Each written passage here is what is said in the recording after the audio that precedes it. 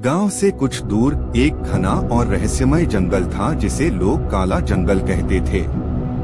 कहते हैं वहां दिन में भी अंधेरा रहता था और रात को अजीब अजीब चीखें सुनाई देती थीं। गांव वालों का मानना था कि उस जंगल में एक पुराना खजाना छिपा है जिसे एक तांत्रिक ने सैकड़ों साल पहले छुपाया था। लेकिन उस खजाने की रक्षा कोई इंसान नहीं बल्कि एक भूतिया आत्मा करती है। एक दिन गांव के 3 दोस्त राजू, मोहित और संजय ने ठान लिया कि वे उस खजाने को ढूंढेंगे। लालच ने उनकी आंखों पर पर्दा डाल दिया। रात के समय जब पूरा गांव सो रहा था, वे तीनों टॉर्च और फावड़ा लेकर काले जंगल में घुस गए। जैसे जैसे वे अंदर बढ़ते गए, पेड़ों की शाखाएं जैसे फुसफुसा रही थीं। एक अजीब सी ठंडी हवा चल रही थी जो सीधा उनकी हड्डियों तक चुभ रही थी। अचानक राजू की टॉर्च बंद हो गई। उसने जैसे ही बैटरी बदलने की कोशिश की, पास की झाड़ियों में कुछ हलचल हुई।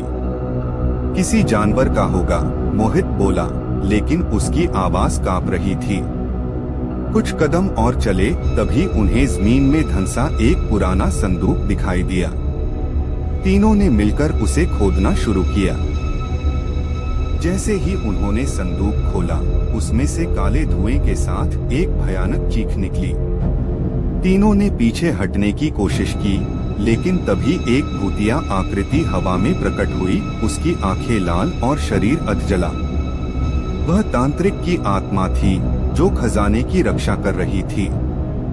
जो मेरा था वही मेरा रहेगा, वह चिल्लाया।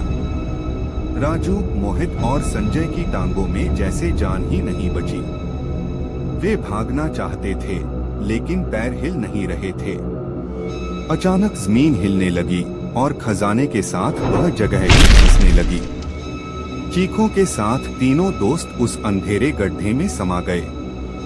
अगले दिन गांव वाले सिर्फ उनका टॉर्च और फावड़ा जंगल के किनारे पाए।